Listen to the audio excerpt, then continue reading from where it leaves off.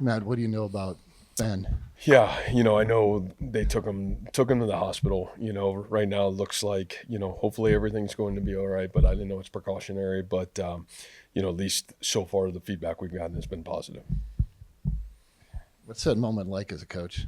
Yeah, it's tough. I mean, those are tough moments, and obviously, how much this team cares about each other and kind of the relationships. And boy, that was tough to watch. And Ben's as tough as they come. So our thoughts and prayers will be with him. And if I know Ben, he'll be back better than ever here at some point. Is there anything you can share about what happened or what his situation was? If I tell you, I'd probably be telling you, with inaccurate information. I think the reality of it is, hopefully, when Tuesday comes, I can give you maybe a better update of like what happened and what the situation looked like. Football wise, what was your thoughts on? Boy, I mean, I think we're playing. I feel like we've been stuck in the same cycle. There's 70% of really good football, and there's some critical moments where you don't make the tackle, you don't score the touchdown.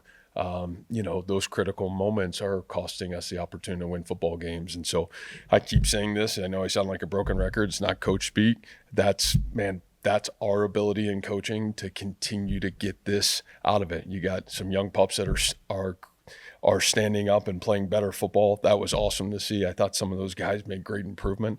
Our detail by our veteran guys got to continue to be at its best. But, I thought there was growth and improvement, not enough of it. And again, some critical moments that we're not winning, and you can put that on me. We'll get it fixed.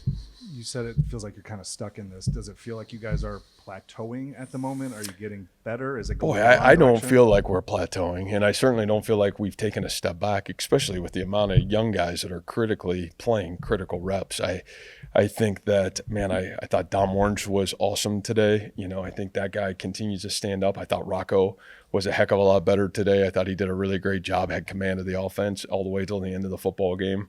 We ran the ball again really well today, I thought, in some critical moments. And again, when you look at it, you go back to some of those, those critical moments. We had the quarterback tackled in the hole. We don't finish on the tackle, and he goes 80 yards for the touchdown. You get the ball to the 2-yard line. You don't punch it in for a touchdown. You get, whatever they called the illegal block.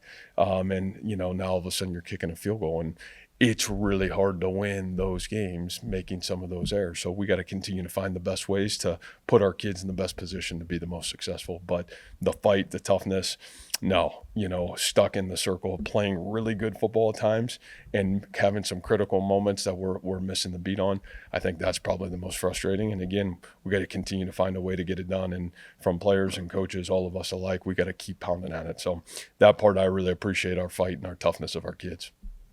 You talked a little bit about, Rocco's day. What was your evaluation of that, and what makes him the guy to keep putting him out there when things might not be going, the best for the offense? Well, I think that's what makes him really special. I just think his ability, to go through the ebbs and flows of a game and a season. I mean, I thought he, for the most part, I know that play after Ben got hurt, that was kind of a weird moment. But I think other than that, man, I thought he was spectacular today. I thought he did a great job taking care of the ball. We said we had to win the turnover margin, which we did.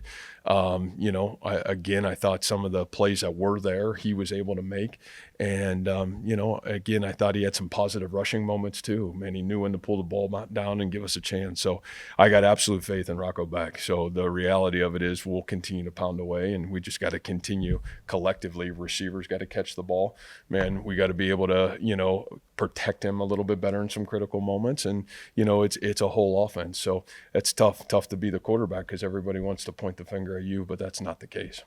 And Will McLaughlin comes into the game kind of banged up. He forces the fumble. What's the latest on him and how he played? Yeah, again, that's why you say, man, are you plateauing? Man, that guy could hardly walk on Tuesday and Wednesday, and that guy, man, is out there and giving everything he's got today. And huge play, critical moment, and I'm really proud of him. And it was struggle for him to continue to finish the game, but he did a great job. He gave us everything he had today. I appreciate that from him. Hi, Coach. It feels like at points this season it's been common for your defense to give up a touchdown or a score after your offense scores. What are you seeing in those moments, and what does that do to your team's spirit in those moments? Yeah, I don't think our spirit, and I guess we'll find out a little bit more about our spirit on Sunday and Monday, but I don't feel like our spirit ever wavered. I think the reality of playing the game in the flow that we would like to play in, I feel like, again, there's moments we're doing an incredible job of that, and there's moments where we're letting some of that slip. And I don't think that's just one side of the ball. I think that's all three phases. And probably the thing that's as frustrating as it could be is, there's moments where you're playing in all three phases really good, and then there's some moments where you're letting it slip, and that slippage, those moments are prohibiting us from winning football games. So I get it. I know I sound like a broken record, and you guys probably feel that way too, but the reality of it is that's not changing, and that's the head coach's responsibility. So we'll keep pounding away at it, and we'll work to get it fixed. After a scary moment like Ben's injury, when you guys huddled up before resuming play, what was the message to your team there? Yeah, well, Jim Boniface huddled him up, and as I was kind of working through what was going on, what's the next procedure, and again, I think you saw the spirit of that our football program and our player-driven leadership. I thought Jim did a great job, and kind of got everybody refocused and got ourselves ready to go again. What do you feel is the root cause for the red zone struggles to finish with touchdowns?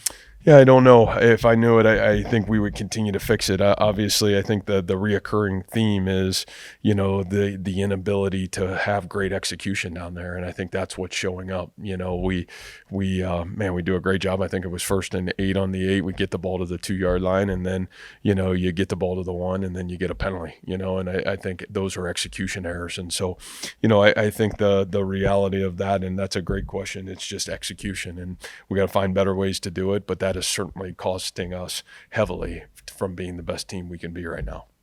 Did Abu aggravate whatever put him on the availability report? Yeah, Abu was, I'll be honest with you, he didn't practice all week, and we were straining to try to get him to today to figure out if we could play him, and I just didn't want to mess around with the way the weather was. It was great to see him go in and do a couple things early in the game, but I think as kind of the flow got choppy, it just wasn't right to put him back out. Hopefully we'll have him back to 100% by the time we get to next week.